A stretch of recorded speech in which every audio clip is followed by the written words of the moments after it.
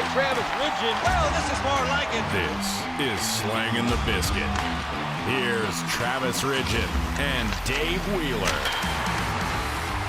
Ladies and gentlemen, welcome back to Slinging the Biscuit. Today's guest, he is a former teammate of mine. His hockey DB is longer than my employment letter.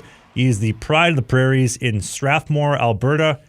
FPHL tough guy, Justin Schmitt. Welcome to the program, my friend.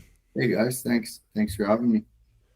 And an Alberta native too, so you know we're outnumbering you right now, Trav. Yeah, I was number 2-1, Albertans and Manitoba. You guys grew up not too far away from each other, right?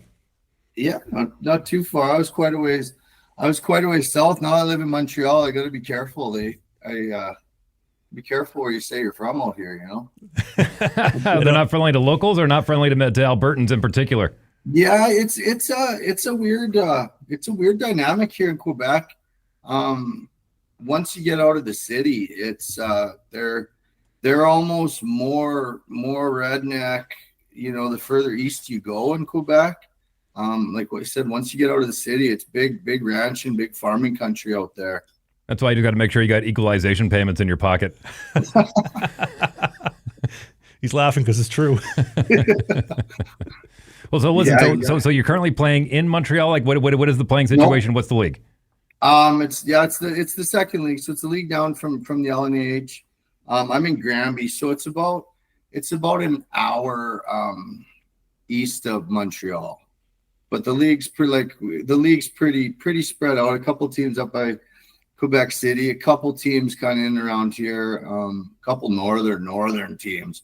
Like, I thought Fort McMurray was north, and we went up there a couple weeks ago, and like it was like the surface of the moon. You know, there's snow was like I got off the bus and the snow was up over my head. You know. Yeah, and it gets dark pretty early there, quick too. Yeah, and they don't speak a word of English up there. Like, most of them haven't heard English. You know. No, Montreal, you can get away with not speaking English, but anything outside of there, and you got to make sure you're bilingual. It's pretty French. Yeah, it's tough. I'm starting like Beth's obviously a bilingual school teacher. So it helps with my French, and I'm understanding it more and more.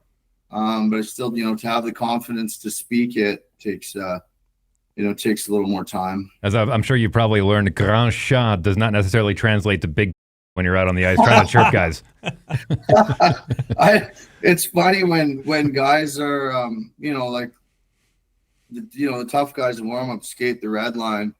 And my first game here, I just left the Federal League. Like I left Watertown at 7:00 in the morning, drove here, and then went on to Granby. So like dog tired, get to Granby, and I'm skating the red line, and this monster of a kid, he's 6'5", 270 pounds, and he's speaking French to me. And obviously I know what he's saying. And I'm sorry, man. I don't speak French. And he's like, okay, I'm sorry, I don't speak English, but we're going tonight. I'm like, I know. The universal language. Hey, yeah, we're going. Give me some comparisons as far as the league you're in now to the Fed. Toughness would be next level. Like toughness, probably outside the National Hockey League. The two Quebec leagues are probably the toughest leagues in the world. Playing wise, it's hard to say because we don't practice as much. So like it's not as systematic because we're not practicing, 10 hours a week. But the player, like the caliber of players are probably next level. Like a lot of guys, a lot of American League guys, a lot of East Coast League guys that played out their entry level contracts and then were like, okay, well, I'm not going to bounce around the minors like I did for 20 years. And, they go back, make a good living, play half as much, no travel schedule, and they can work a day job too, right? So the players are a lot older, but, players with, that have been around as opposed to guys that are just trying to crack in, Schmitt, I know you're a humble guy, so I'll say it for you. You're probably one of the toughest guys in all of pro hockey. I know that you've moved on over to Quebec now, but if you had to ballpark it, how many fights do you think you've had in your career, roughly? I tried to figure that out one time. I think like just regular season, I'm up over 150. but then like, you know, then you got playoff fights and exhibition and training camp. And I mean, I probably had 200 fights by the time I went pro. I don't know. I'd say ballpark like 450 to 500. Jeez. You know, most pro boxers don't go more than 50 before retiring, right? Yeah, I know. I got a couple dozen pro MMA and boxing matches under my belt too, which probably shaved a few years off my life. But Does that ever enter your mind? what's up? As far as, you know, the amount of damage you've put on your body. I feel it for sure. Like it's something I don't really like to think about too much. I mean, I bought the ticket and I took the ride as far as that's concerned. You know, I hear and I see every day all these, or every week it seems like, you know, old teammates and guys I played against, guys I fought that are really struggling later in life. And I mean, yeah, it's one of those things that I'm like, oh, I really hope that doesn't happen to me. But I think, you know, for me, it's like, you know, it's just like, you know, I got to keep my diet really clean. I got to make healthy lifestyle choices, because I think a lot of that, you know, is a byproduct of, you know, negative lifestyle choices too. But yeah, like there's parts of my body that will never function properly again, you know. Which parts of your body do you think have been affected the most? Well, my hands are pretty smashed up. You know, even my, you know, like a lot of times I get a little forgetful from time to time. Headaches kind of come and go. I've had my face reconstructed. You know, both my shoulders are done. I got a couple herniated discs in my back. You know, probably the most nagging things are in my shoulders and stuff, where, you know, just, and my hands, the arthritis in my hands get to me. But like I said, I got to see so many cool things, and I got given so many unique opportunities because of the role I played, and I'm still playing. I wouldn't change it, you know, like the way they're, you know, they're trying to take fighting out of the game, you know, with these younger guys. And, you know, I think the game has to be able to police itself. It's too fast to, you know, for three officials to be able to police it. The players have to be able to police it themselves. And I mean, it is going to take its toll on the guys that play this role. But I think the biggest thing is just, you know, being able to educate guys so they can make their own decision on that, as opposed to just completely outlawing fighting in junior hockey. And then so all of a sudden some poor kid from northern Saskatchewan's trying to crack in the minors, and he hasn't had a single fight in junior, and he's got to fight a guy with 500 pro fights on his belt, you know? Well, I agree with you. I think there has to be a happy medium where we see the higher skilled leagues like the NHL trying to get it out, and then you've got leagues in Quebec where that seems to be the main focus. Would you think that that's kind of the main focus of the league that you're in, that they're going for the entertainment value? No, it's absolutely not. And that's, you know, that's kind of the stigma attached to this league in Quebec is that it's just a goon league. But the hockey is next level, and the hockey is 10 times cleaner because every team can carry three tough guys. You know, you got a whole fourth line of enforcers that can go out and clean up the game a little bit. Guys are held accountable a little more. So the skill guys can actually play skilled hockey, and they don't have to worry about cheap shots. And, you know, with the tough guys, like, you know who you're going to fight. So there's a little bit more mutual respect than going out and jumping a guy. You know, if the game starts getting out of hand, and the benches are across from each other in Quebec, which is really trippy when you actually think about it. I never thought it would play into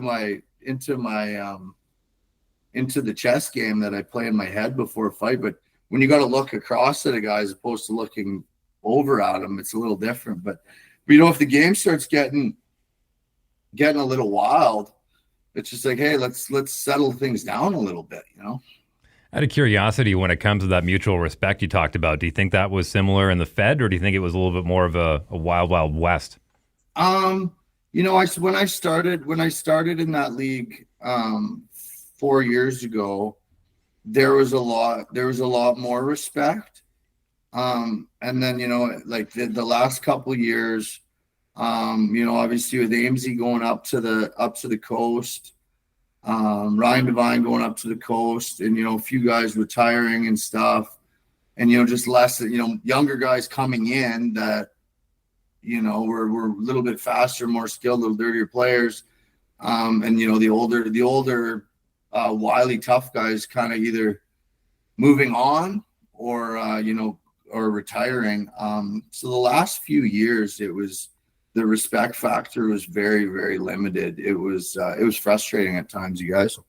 We've documented it pretty well over the years here on this podcast, but as far as the trials and tribulations of playing minor pro hockey, do you find any similarities between we'll call it the respect factor to stay on topic here, between the management and the players as far as the Federal League to where you are now?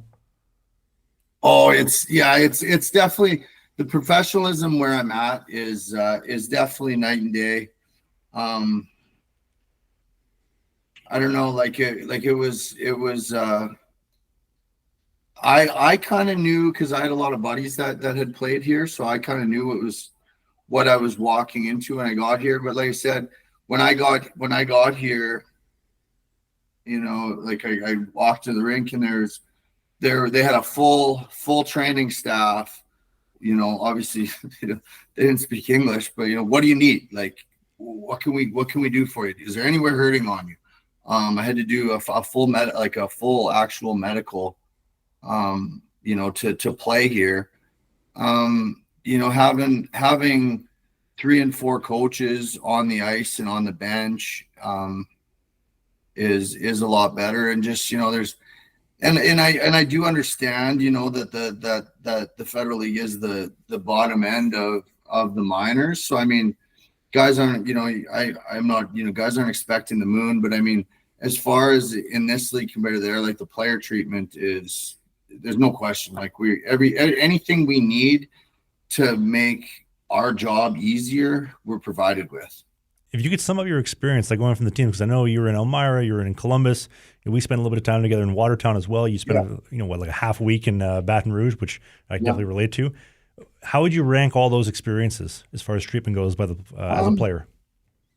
You know, like, everywhere is different. I was fortunate that I started in Columbus. So it was like, you know, and I had experienced every level of pro hockey prior to that. And when I had never even heard of that league when I got there. And Columbus used to have a Southern League team. So I was familiar with the rink, and I was familiar with, you know, a lot of people in management. And it was first class, you know, everything from top to bottom in Columbus, from, you know, coaching to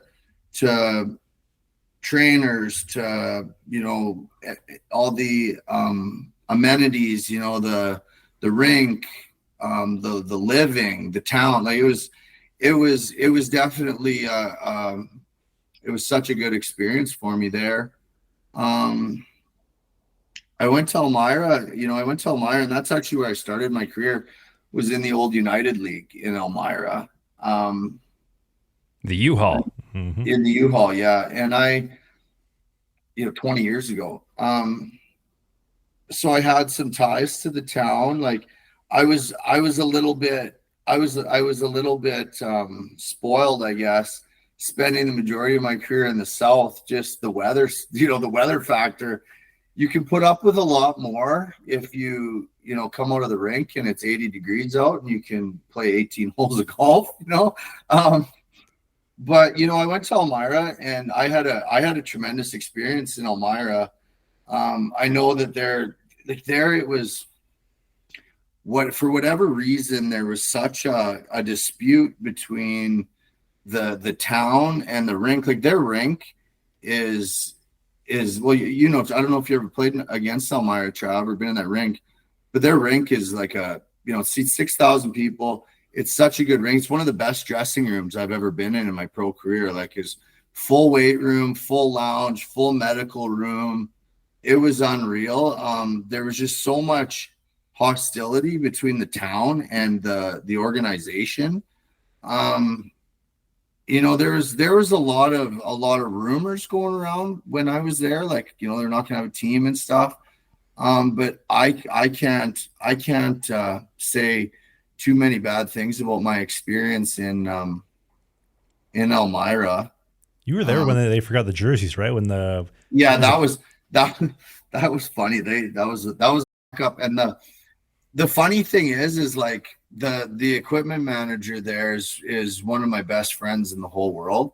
And like, this guy was like bang on, like he was a gamer all the time. And of course, my very, very first game after the trade, we get into Detroit off the bus, and they're like, oh, we forgot the jerseys.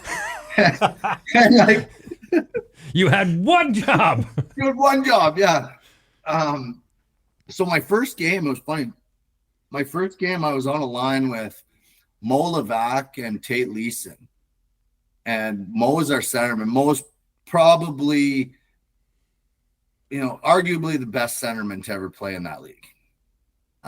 Tate Leeson's always top 5 scoring.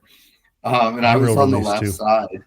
And I think that was my first time I fought Elias Thompson.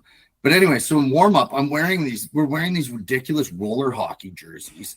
They're like from the semi-pro roller hockey team. Like these and I'm like, oh my God, and I'm bitter, right? I'm scared. And Elias goes, hey, like, when do you want one? And I'm like, I don't even want to be here.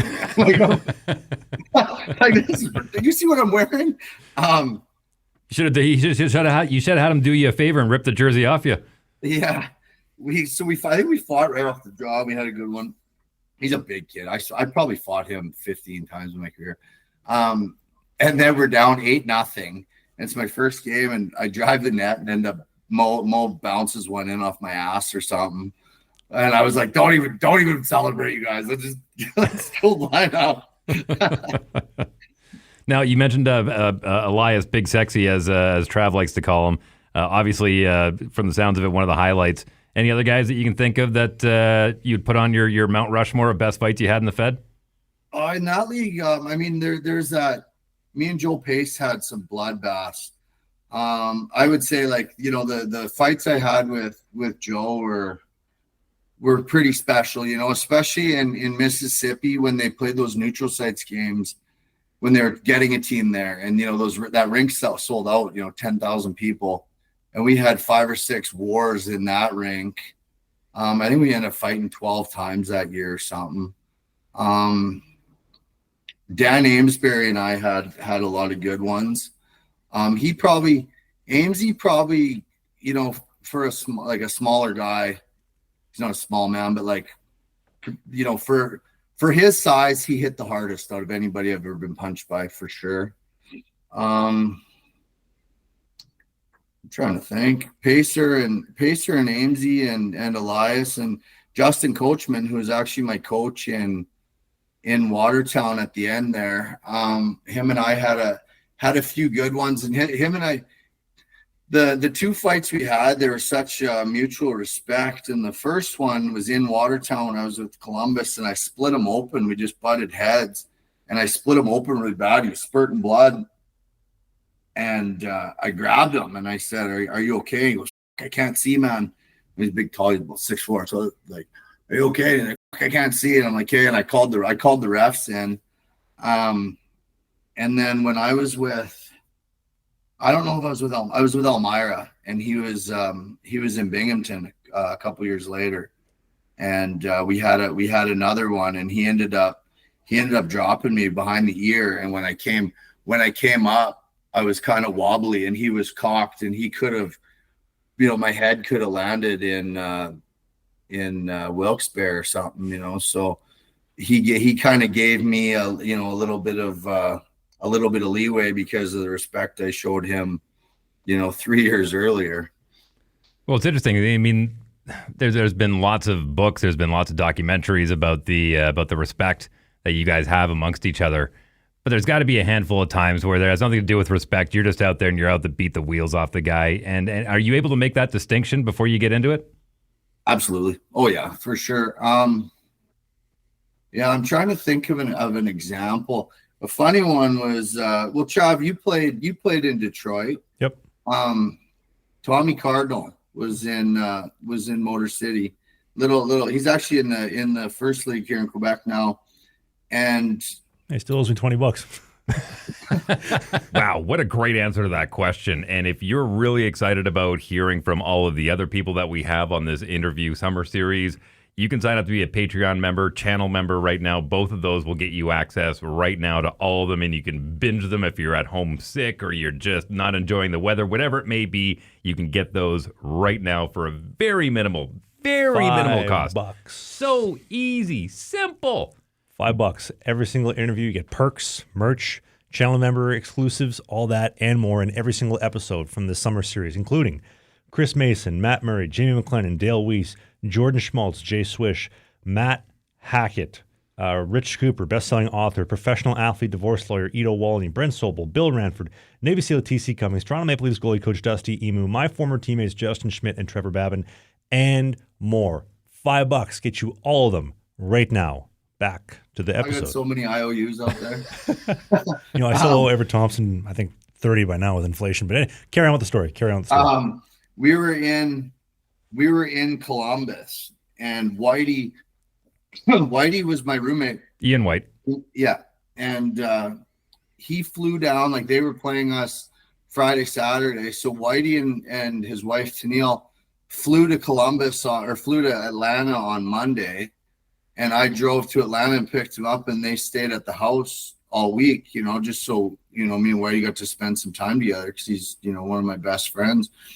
And so we hung out all week. And then, like, Friday night, we went to the game together, and then, okay, we'll have a good game later.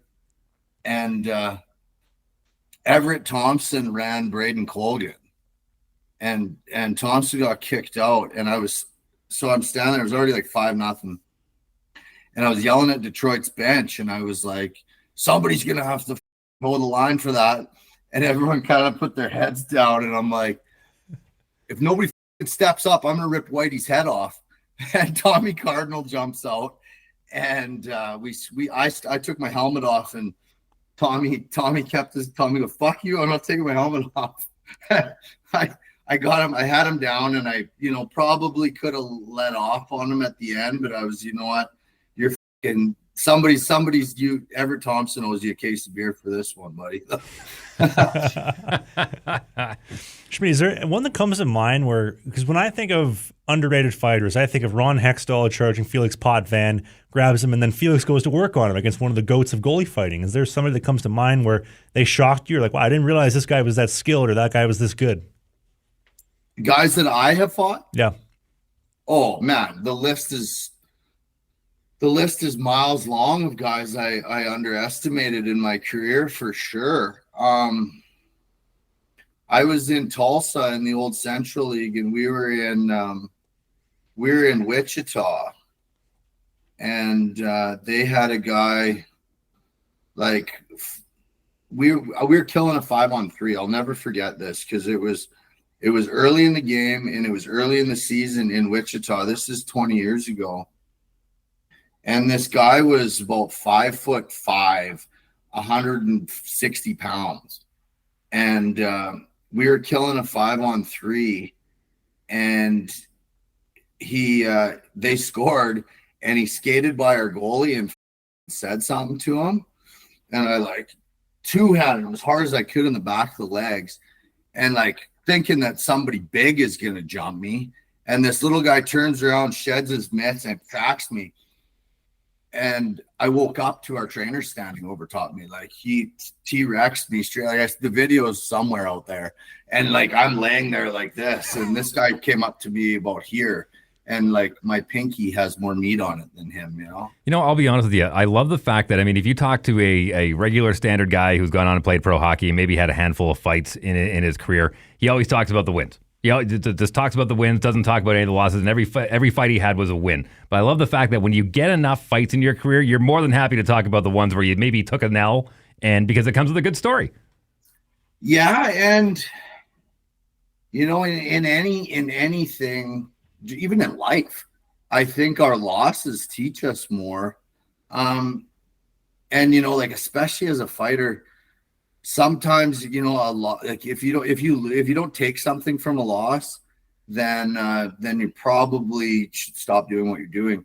But yeah, I've learned way more in my losses. And sometimes you get on a bit of a roll and you get some confidence under your belt, and you might not take a fight seriously, and you get caught or you get hurt, and the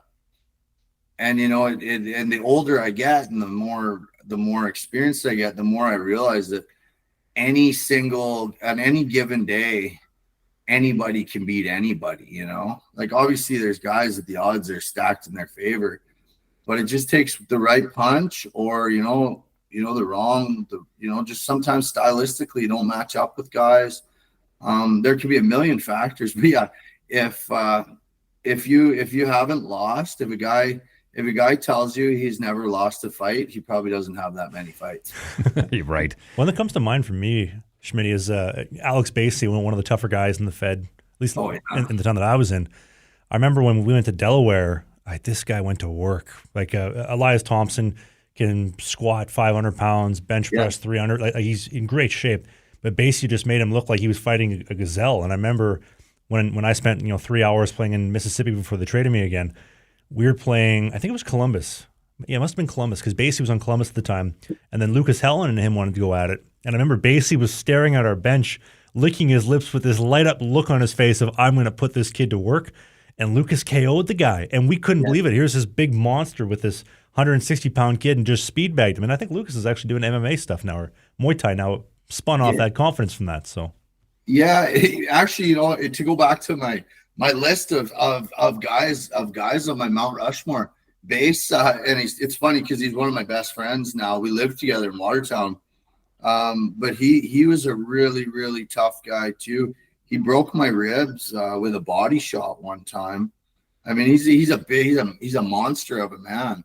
But yeah, Alex Basey was a really tough guy too. There's so many, those years, my early years in the Fed, there were a lot more.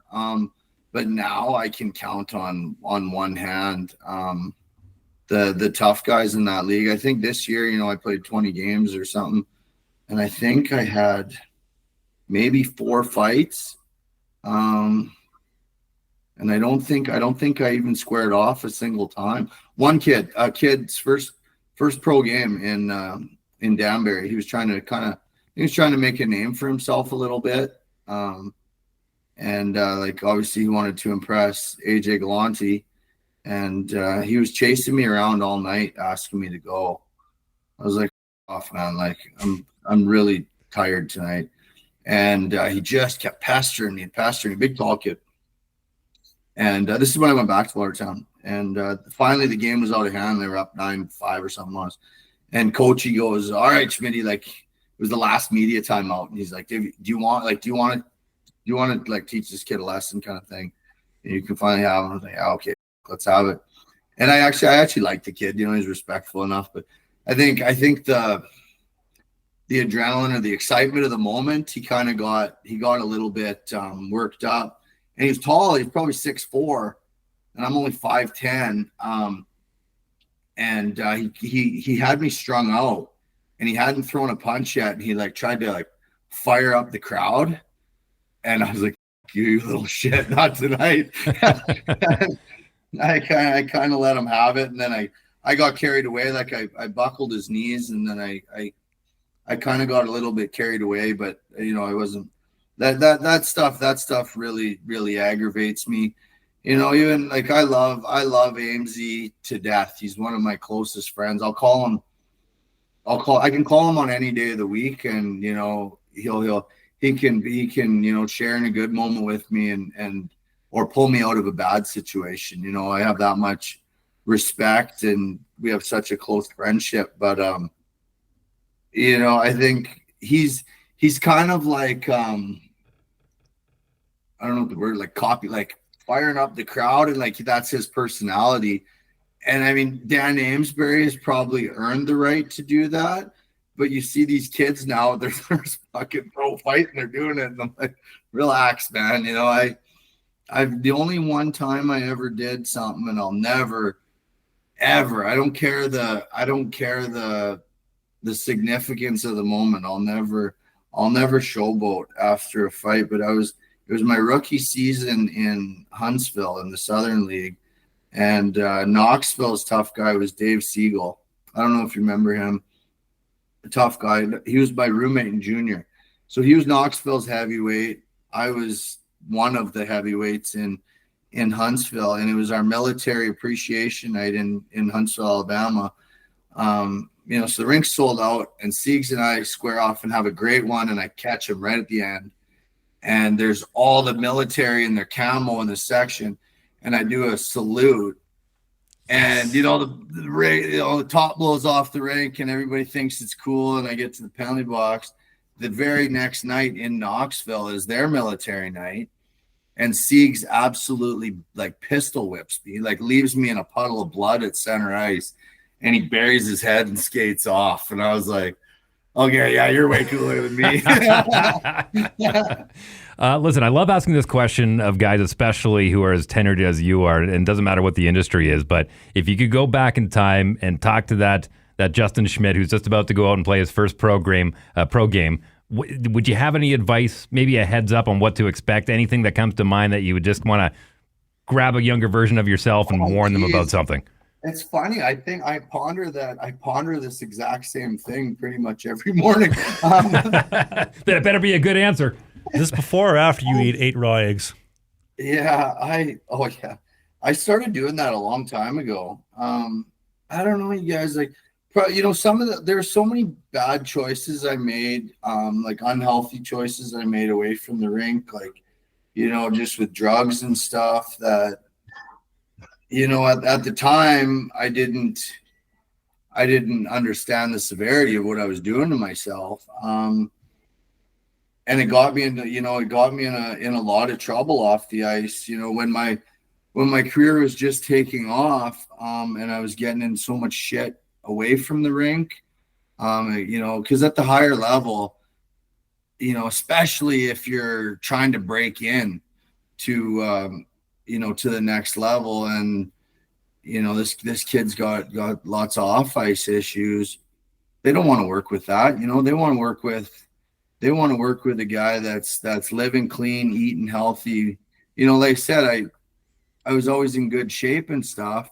And like I said before, before hangovers actually became a thing, when you're in your 20s, you don't really feel hangovers. So, but just the choices I made away from the rink, and I got into lots of well-documented legal troubles and stuff that probably put a stop to how far I could have went with the game at the higher levels. Can I ask about those problems, Schmitt? Oh yeah, shoot. I was an alcoholic probably by the time I was 15 or 16 for sure. So in junior, I drank a lot, and I got in shit for it in junior. But then, when I was in the Southern League, like it was a big, coke culture, right? You go out and it's everywhere. And like, I remember I was actually talking to Beth. I remember like my first season in the Southern League, I don't think there was a day where I wasn't doing cocaine, and like it was always free, because we were these big names, so everybody wanted to party with us, so it was always so readily available for myself.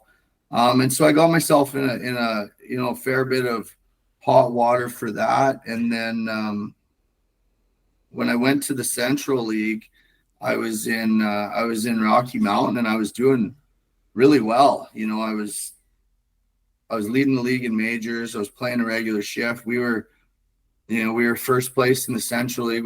There was a ton of guys, going to the American League every day. There was American guys going to the American League, and I was cleaning up. I think I had 18 majors in 10 games or something. And my agent called me and he said, there's a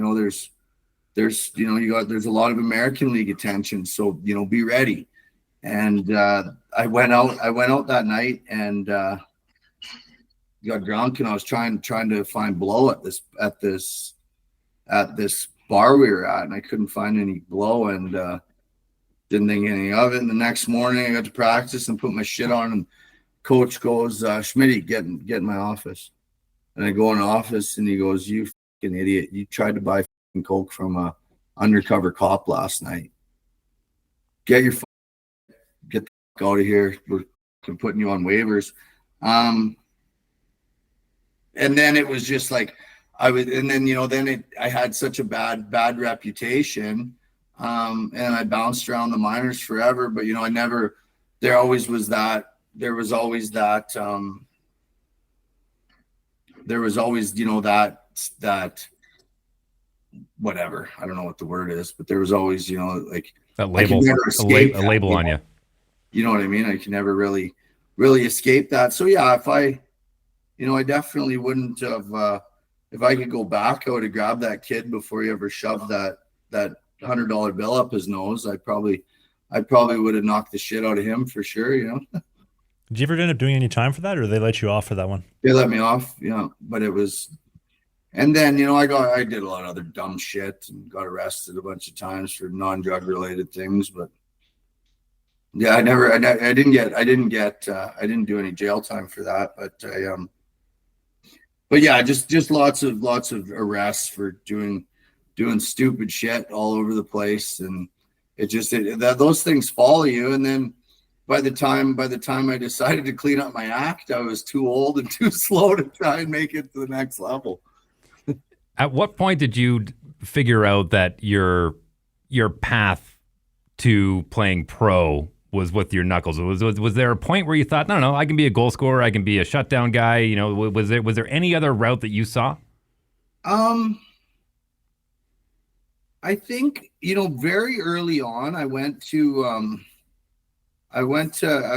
Notre Dame for high school. Good old Wilcox, Saskatchewan. Yep. Yeah. And I was a good bantam. I wasn't drafted. I wasn't drafted to the Western League in bantam. I played midget AAA, and back then there was a lot of fighting in midget hockey still in Saskatchewan.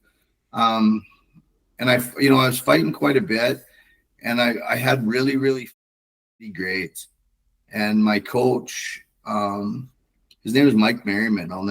I still kind of stay in touch with him. He was 70% deaf, and he played in the SJ, and then got a full ride to Ohio State. He was Ohio State's captain. Could have had a great pro career, but he chose to become a teacher, and ended up going back to Wilcox. But my grades were dog shit, and he said, "Schmitty, like, what are you going to do with yourself? You're obviously not going to be a doctor." And I was like, "Well, I'm going to play as long as I can. Like, I can burn this one to the filter." And I knew I was going to do that when I was 15 years old. And he's just like, "Well, if you're going to play as long as you can, you're going to have to do the jobs that no one else wants to do." And I took that to heart. And, I became a really good penalty killer. And when I went to the Western League, I fought every single big name I could in the dub, and in the SJ, and even early on in my pro career when there's a lot of heavyweights. I went everybody, and it did work in my favor. I probably held myself back in a sense, maybe because I probably could have played a bit more of a skill role early on. But at the same time, I always had that job security too. I was always doing the shit jobs that no one wanted to do. Wilcox is pretty legendary for their campus stories. And for those that don't know, Wilcox, Saskatchewan is basically just a town that is the prep school for those that would understand it down in the States. 90% dudes, 10% girls. Your experience as a new boy playing in Wilcox. I'm curious to know if you've got any good stories. Oh yeah, so my dad was a hound, and all my my uncles went there and stuff. So there was that family legacy, and I always wanted to experience it. When I was, like I said, when I was a new boy, I was pretty lucky that I was pretty wild. So the guys kind of kept me to a distance, I was pretty fortunate. I can't ever remember them. Were you still dragging laundry though? Were you still doing the new boy Oh tasks? yeah, like Okay. you still had to do, your rookie duties for sure. But I mean, I never, I didn't get hazed or whatever. Nobody kicked the shit out of me or nothing like that. Although it probably would have did me some good at times. But I was pretty fortunate. Even in junior. Back in the early 2000s, you hear all these horror stories from kids coming out of major junior and stuff. But they, like I said, everybody kind of kept me at a pretty far distance just because I was that wild, You get your first paycheck, pro hockey. What do you do with it? You know what I did? It's funny. I think my first pro paycheck, I got myself a dog. Nice. That's the first answer we've gotten on dog. That's great. Usually it's car or watch. No, like I said, I don't know my first paycheck, but it was my most significant paycheck for sure. And it's funny. It's a good story, actually. I tell it to a lot of people, but I don't think I've ever told it on a podcast. My best friend, he actually, his jersey's retired in Pensacola. He passed away a couple years ago from cancer. His name is Dan Bucella. And he was a couple years older than me. And but he looked after me a lot. He was from Scarborough, Ontario. He was, 5-year major junior guy, and then played in the minors for 4 or 5 years before me. And I was 20 and he was, say, 24. And Bucky looked after me. And Bucky had this little dog named Joey. And it was like a little Yorkie or something. And Joey was wild. This thing was just wild. And Bucky was like, we need to get Joey a friend, So we went to the pound, and I got this tiny little, like a beagle Chihuahua mutt kind of cross named Steve-O. But I had, I didn't have enough money to pay like all the vet fees and adoption fees and everything. So Bucky helped me out, and then I asked our coach to help me out. And John Gibson was our coach. Gibby, he goes, Buxman, you can't even look after yourself. How the f- are you gonna look after a dog? And it's funny because old Steve-O lived to a ripe old age of 16. He lasted that long. Holy shit! Man's best friend for a reason, right? Oh man, when I lost old Steve-O, it was a tough day. I had to put him down, and then tragically, it was the same day as the Humboldt Broncos accident happened. Oh, wow. And Darcy Hogan, who was the coach of the Broncos, was my first coach in junior. So it was just a tough day. I laid down for a nap after putting my best friend of 16 years down. And then I wake up, and that's the news I got, and like that whole thing, that bus accident, that gutted me. I didn't, other than Darcy, I didn't know anybody, but I drove that highway so many fucking times playing in the SJ. And, it's just knowing what went through those kids' mind when it happened, it was like, well, like I'm getting chills just thinking about it. I think any hockey player that's ever gotten on a bus and traveled anywhere, I don't care what level of hockey, I mean, that could have happened to any one of us. Oh man, the I guess the comfort I get in that situation was like those boys are having the time of their life. If I could choose a way to go, I'd obviously want to go out with my clothes off. But if if there's another way to go, that would probably be the way to do it. On a bus with 20 of my best friends playing a game that I still love just as much 20 years later as I do now. I mean, doesn't it put into perspective, though? I mean, like, we've done bus trips together, Schmitt. It could have been just as easily been us, could have been anybody else, and just makes you appreciate that family aspect and that it could all be like that gone tomorrow, right? Yeah, I've definitely had some. I've been touch wood. I've had so much luck on the bus, you guys. I've never had anything. The worst thing that ever happened to me was we were going to Danbury from Columbus, and our bus driver made a wrong turn. I was in my sleeper, and I woke up at 5 a.m. thinking we were pulling up to the rink in Danbury because you could feel the bus lurching all over. And I got up and walked to the front and opened the curtain, and we were like downtown Times Square in rush hour. The bus driver was like, I took a wrong turn somewhere back in Jersey, man. Hey, listen, since you've been on a few bus rides, you got any dirt on old T Ridge here? Uh-oh. No, he was a great teammate. And like I said, the older I got, like bus rides, I got more used to them. So usually by the time I get on the bus, I just crawl into my bunk bed, or if it's a coach bus, I have enough experience. I can make myself a big old fort in between the two seats at the back. And I'm not a big social guy on the bus anymore. I can't even look at my phone because I get such a bad headache. So if I get on the bus, I know how to turn it off like that, and I'm out cold. Remember me in Motor City with Whitey when we came to town, and I was super fortunate. I know one of your best friends, fellow Winnipegger, Dave. Dave's a Fort Mac guy, but anyway, he rode number 2-1 fella. But anyway, I remember our first road trip together. We were going to Binghamton, and Whitey knew within seconds. He's like, "This isn't going to fly." So he takes off the bus, goes to Rona, gets a drill, gets a bunch of wood, and he makes like a makeshift bed so he's not sitting on the floor in the seats. Yeah, that's exactly what you mentioned. Just making the best of what you have to do. Yeah, you get. Like I said, the longer you do things, the better you get at them. But I can travel just as comfy on a coach bus as I can on a sleeper bus. Like I remember we were flying in the playoffs when I was in Columbus, and unless it's a charter flight, I would just rather travel by bus in the minors. Like I was fortunate to have in the Central League days. I was fortunate we chartered from time to time, but.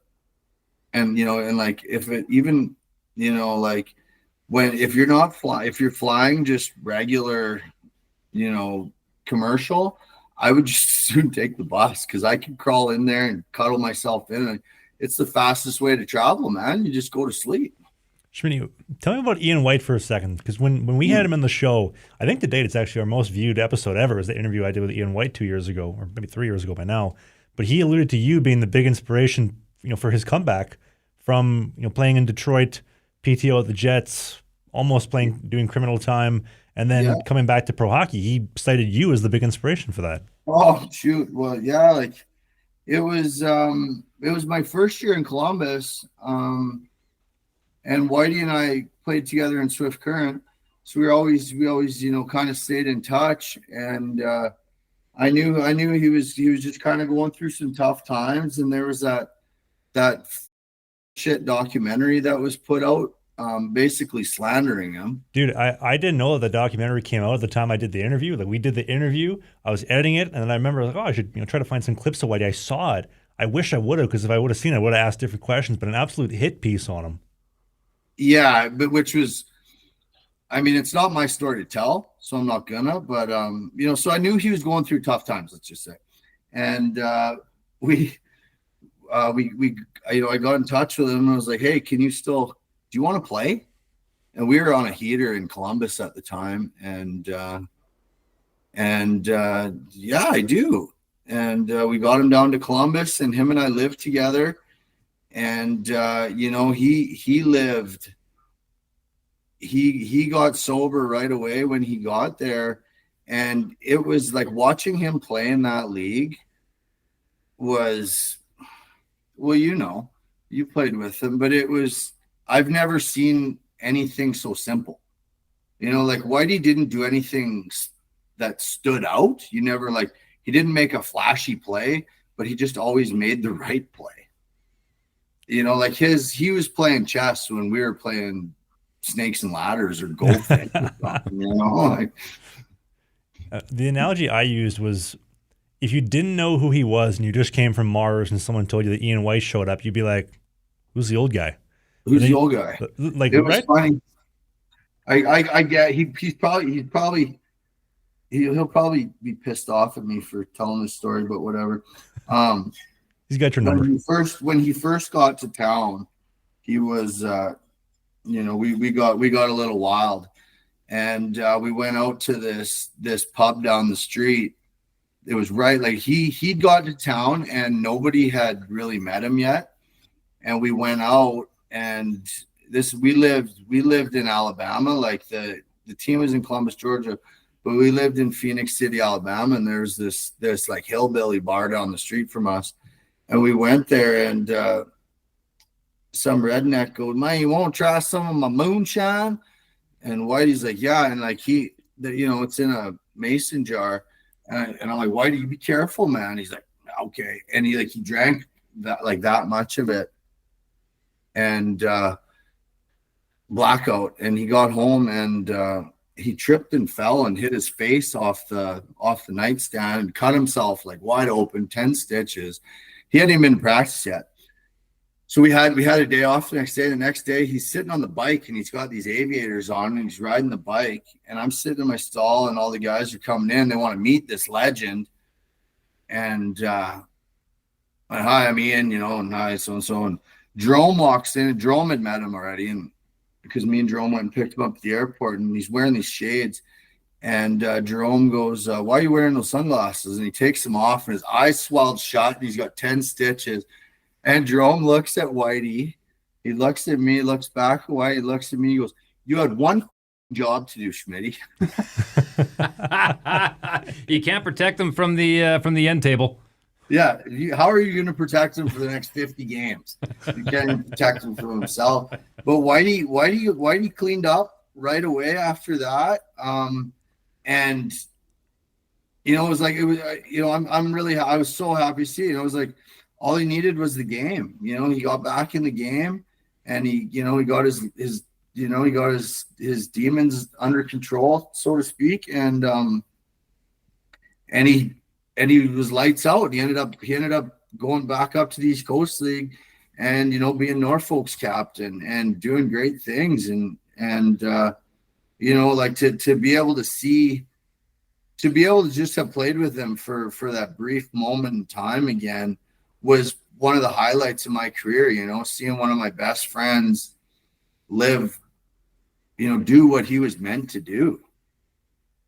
Remember when he came in the locker room in Motor City, kind of like, he was a legend, right? Like, at least over here, you'd hear about him, like played 500 NHL games, Leafs, Hurricanes, Flames. The guy who got traded for Dion Phaneuf, Team Canada, etc. And I remember all the guys talking about, Ian White's coming. And I thought, Winnipeg guy's coming. Okay, cool.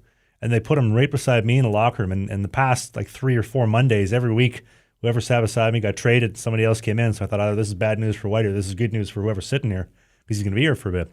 I remember he walked in, Ian White, "Nice to meet you." I said, "Hey, Travis Ridgen. We're both from Winnipeg, by the way. Did you hear we got a new mayor?" And that just kind of like, he put his guard down, and we got a really good relationship from that. That was definitely one of the highlights of my playing career, was my relationship with him. And I think he reached out, what was it, maybe 3-4 weeks ago, Dave, where he said he's working on a new book that's supposed to be released in the new year, and he wanted to come back on the show to talk about it. Yeah, he's got so many wild stories. I remember we were in Columbus. We were on the road one time, and this kid, he actually ended up, he's a cop now. He's an RCMP officer, but this young kid, he's from Truro, Nova Scotia, so where my wife's from. And he was 20 years old, and he goes, we're on the bus, and Whitey had been around, and Chase had been around for a while, and Chase goes, "Schmitty, like, Whitey was my favorite player growing up, like he was the guy I wanted to be." So that's cool. He's like, "Do you think it's cool if I talk to him?" You've been his teammate for 2 months. Go talk to him. You shower with him, but you don't want to talk to him. Yeah. Kartsy actually ended up, he was one of those kids that, the sky was the limit for Kartsy. I don't know if you played with Chase, did you? Chase Carter was his name? I don't think so, no. stocky young D man. He didn't last long. He was only in the Federal League for like that playoff run with us, and then he went to the Southern League for a month, and then he was in the East Coast League, and he only played. He had a great season in Newfoundland, and then the team folded, and then he went to another East Coast League team and did really well. And I went last summer. We were out seeing Beth's parents, and I called him and I was like, Cartsy, what are you doing? Like I'm in town. And he was, I'm a cop now. And I was like, holy shit. Well, it was nice knowing you. No. Schmitty, I'm curious that this is one that I've seen floating around the internet so many times with the different shows that we've done and different videos on my own vlog channel. To anybody that says the FPHL is not professional hockey, it's a beer league, what would you say to them? No, it's very, there's the problem with that league, and I'm still taking heat for it from that post I made last week. The problem with that league is it's almost like a 2-tiered league. Like you have a 3-tiered league almost. You have you have these teams in these big markets that are well run and are giving the players everything they need to perform, and they're giving the fans a good product, a good exciting product. And then you have the smaller market teams that at times could be a little bit better managed, I think. And then you got this bottom tier that is just a complete shit show. Like guys not having matching stuff, guys not being paid, guys showing not 8 players going to a game.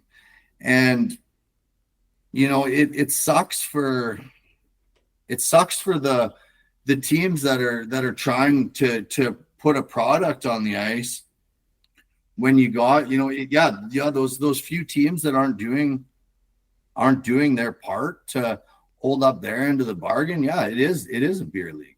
Do you have teams or stories that come to mind when you think of that for those bottom 3 or 4 teams? Like I said, I don't want to get into too many specifics just because I don't want to throw anybody under the bus. Well, like last week there was a team that their bus broke down, and the players paid to drive to their road game. There's 8 guys or something that drove to this game and stayed in the hotel and got absolutely shit pounded. And then I see like a GoFundMe set up or some shit to like reimburse these players for traveling. And like when they're putting that product on the ice, it's not fun for the season ticket holders, and it's not fun for the players on either team. And it's not fun for really anyone. And it does get those few teams that are like I said, not holding up their end of the bargain. I think in that league there should be certain standards that they have to meet. You have to meet. Like I made a post, kind of just saying exactly what I said. And I got, this backlash from people, well, let's see you, if you got the money, let's, if you could do better. It was like, well, fuck, if I was going to do that, I would do better. I wouldn't, but it's like, I almost see it as like disrespectful to the game. You can cheat on a lot of fucking things, but don't cheat the game, Well, I look forward to the book. Yeah.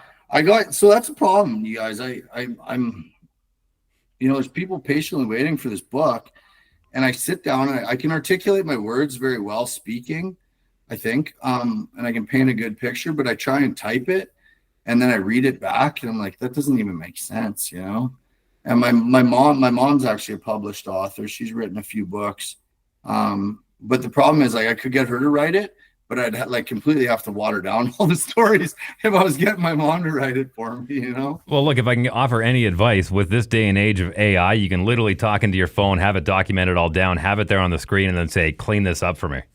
Yeah, fair enough. ChatGPT, man, it's a great way to write scripts. I do it a lot, and it's free. Really? Oh yeah. I got It's a lot more user friendly than you think, man. Truthfully. I'll spill this one, Schmitty. Anytime you see on my main channel, like the vlog videos, like whether it's going to a Kamloops Blazer game, whatever, and you hear a voiceover, I've written down my ideas. I take it, throw it into ChatGPT. I tell it, make it sexy, make it funny, make it smarter, make it more sophisticated. Half these words, I don't even know what they mean. It spits it back out at me, and then I add a little human touch to it. That's literally how I do all my scripts. So that might be a good idea for your book. Really? Yeah, true story. Yeah. Something to think about. Like I said, and even like I get a lot of guys I'm always talking about starting a podcast. And then like I said, I'm so unhandy when it comes to technology. There's enough bad podcasts out there about hockey. We're sitting here doing one now. Don't get into the weeds. I might have to. Yeah, I got so many things on the go. My brother and I just got we just got approved for a Guinness record attempt. We're gonna try and ride a tandem bike across Canada this summer. Holy shit! Yeah, we're really working right now. Like we're really working on the logistical factors of that. We're working. So we're basically working for two different charities. Actually, one of them's a treatment facility. Actually, like a 12-step treatment facility that I was in 2020. I went, and so we're going to do some fundraising for them. And then the other charity is a mental health charity. It's called $1 a Day. They're based out of St. John's, Newfoundland. I think the founder was actually like the lead singer of Great Big Sea. So we're gonna, we're not taking donations, like we're not dealing with anything. Basically, we're riding to raise awareness for mental health, because Connor and I, we lost my younger brother, Connor's older brother, the brother in the middle. He committed suicide 13 years ago. So we're, trying to raise some mental health awareness. And I mean, like I said, just in the job I've chose to do for the last 20 years, at least 5-6 times a year, I see an old teammate or old opponent, passing away from suicide. And, it's for that, it's just, to kind of raise awareness a little bit, you guys, like, for not only people struggling with mental health, but for, like survivors of suicide loss. Because for me, when that happened, it was like, you don't really know who to reach out to and talk, like, because, like I never really encountered that at the time. To be able to talk to someone that had lost a loved one in that manner, I think it's a unique thing, like you can't, it's not like you can go like, oh yeah, my grandma died last year of old age, or I lost my dad to a heart attack. But when you lose someone, when someone chooses to end their own life and it's someone you love, it's a kind of a different form of grief, I guess. Oh, absolutely it is. So you're going to start at mile 1, make your way all the way out to Victoria, or going the opposite way? The ambition was to start in St. John's. But Connor, my brother's, he's an airline pilot. So he's got a month booked off. So the record is just for continental Canada.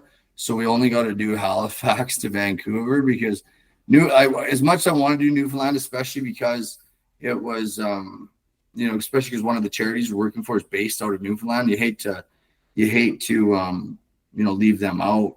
But we're starting in Halifax. May 15th is our goal right now. Okay, well, when you swing by Winnipeg, make sure you give me a heads up, and we'll come right beside you with the microphone. For sure. It's funny because when I talked to one of the bike manufacturers that we're bringing on for this, they wanted to know the logistical stuff. And it's like, holy smokes, I don't think, they're like, so are you camping? You staying in hotels? And I'm like, I don't think, along the Trans-Canada, I could throw a hat, and I would know somebody somewhere. Like, hey man, you got a place I can crash tonight? Like, It's from Halifax all the way to Vancouver. I know so many people that I've crossed paths with on this journey that that it's really going to be exciting. A lot of friends and teammates and people I met over the years, like, man, like I can't wait. I'm training too, and they're going to do a little portion of the ride with us and stuff. So I think it's going to be really, really hard. Just don't leave your bike unattended when you come through Winnipeg, all right? Oh, and don't get the Winnipeg handshake either.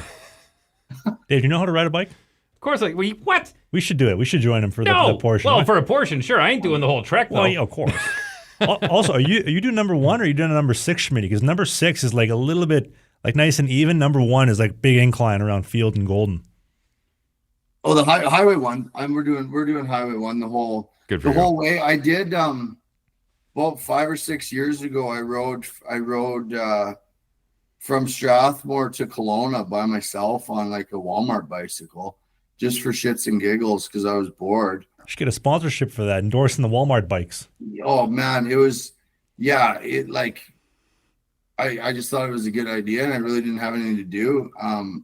I remember going down that hill into Field, that big hill, and I'm on this like wobbly old Walmart bike, and I'm screaming down this hill with like, it doesn't even have disc brakes. It's just got like the pad brakes, and I'm laying on my brakes, and I'm looking to my right, and I can't see the bottom and then behind me, I can hear a semi laying on its Jake brakes. And I was like, holy shit. Like, I hope this semi takes me out because I really don't want to fall that way and like be all contorted and broken up at the bottom of this hill and nobody's going to find me.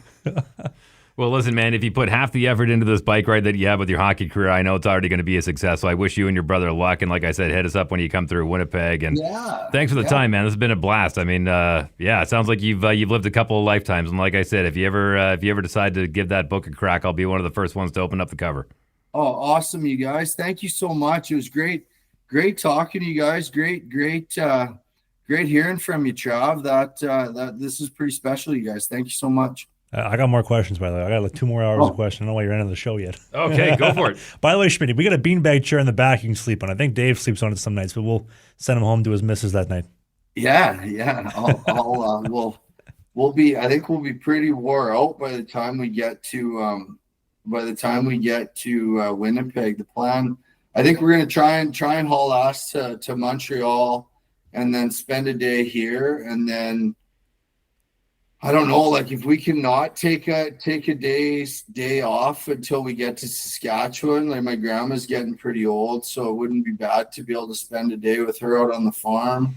Connor's probably gonna want to spend a day with his wife and kid when we roll through Strathmore. I haven't been back to Strathmore in years, so maybe connect with a few people, and then that last stretch through the Rockies is gonna be that'll be the real test, like Canada is going to be easy. I think that last 1,000 kilometers or so across the Rocky Mountains is going to be the test. Schmitt, you should do like one Instagram reel a day. Every day, here's the portion of Truro to Montreal. Here's Banff to Field. I think that'd be a really successful piece on social.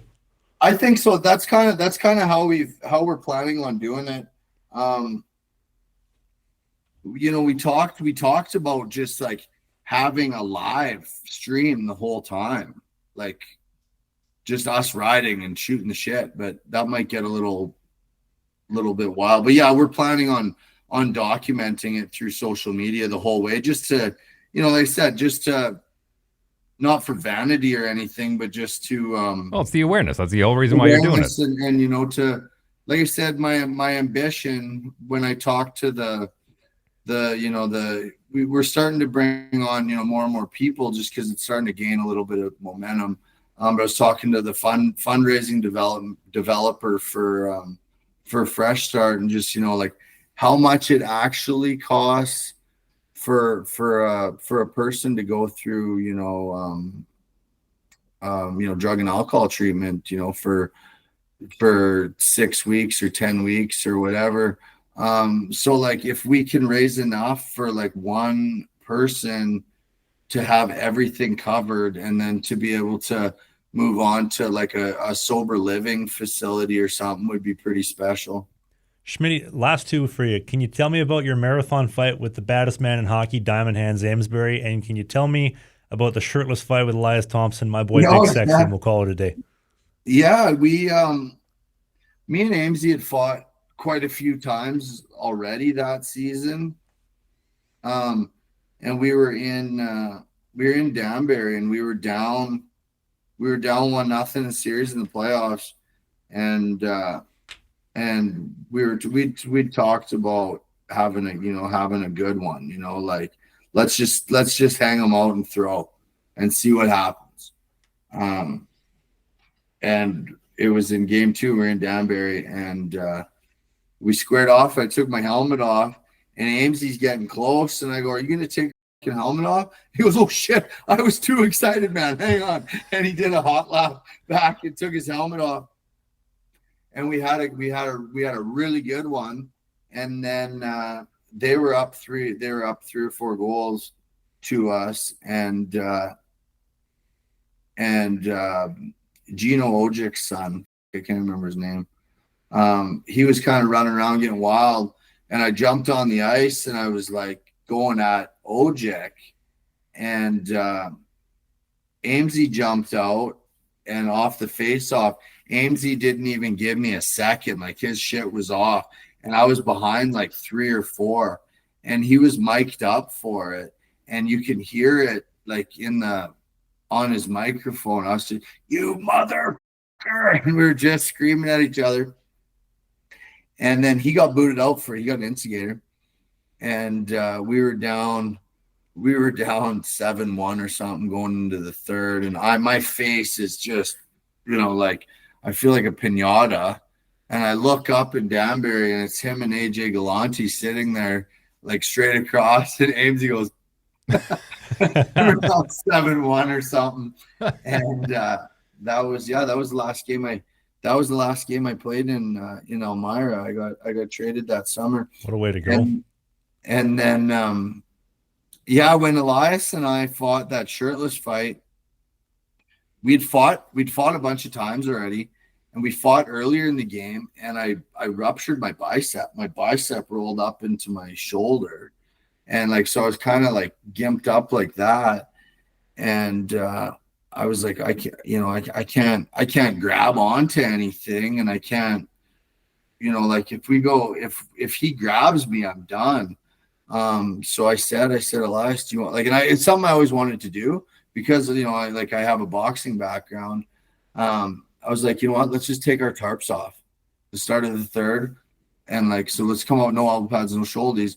And so then we got nothing to grab, and it's something I wanted to do, and it's going to even the playing field with him not being able to grab my shoulder, right? The fight itself wasn't anything special, but it was probably one of the hardest things. Like, if anybody's ever tried not grabbing onto something in a fight on skates, it's really difficult. Mm-hmm. But yeah, that fight it's something that, if you're on the outside looking in, you're like, well, that was kind of anticlimactic, I guess. But it was actually one of the most difficult things I've ever had to do, just trying to stay. And I think I did, I threw a punch and I went forward, and I kind of had to catch myself. Like I said, my bicep was somewhere up around my earlobe. And then I popped back up, and I think he caught me with one, and I fell back. And then the refs were trying to grab us, and they couldn't grab us. So then I got up, and I managed to throw a couple punches, but it was tough not being able to grab on, for sure. Well, the only thing it was missing was the big mustaches in the old bar and the guy standing like this, right? And then having a line. Yeah. The old bare knuckle days. Yeah, it was and like I said, that fight did get a lot of attention, which I knew it would. Looking back, like I said, I wish we could have did more with it, but it was what it was, I guess. Well, Schmitty, man, this has been fun. What have we been going for, Dave? An hour and a half? Yeah, hour 15. Yeah, it's been a while. It's been a good one. Yeah. It's been a good one. Yeah, it was fun. I'm glad you messaged me, because we were going to do it tomorrow. I'm glad you messaged me and said, let's just get it out there today. So I'm excited to see how it all it all plays out. Absolutely, my friend. Well, if people want to find you or stay in touch, ask a question, how do they find you? Yeah, just Justin Schmitt on Instagram, I guess. I don't even know what my handle is. We'll put all the links down below. They'll find it Everything down in there. the description. And then they said I'm not. Everyone's like, you got to get TikTok and Snapchat and all that. I'm like, I can barely manage Facebook and Instagram. Like I said, you guys saw how much trouble I had just downloading this program. Well, look, if we can save we can save one more keyboard from those knuckles, we'll do it.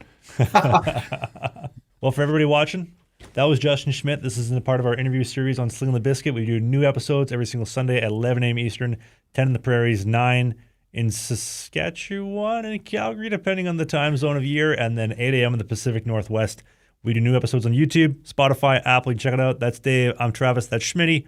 Thanks for watching.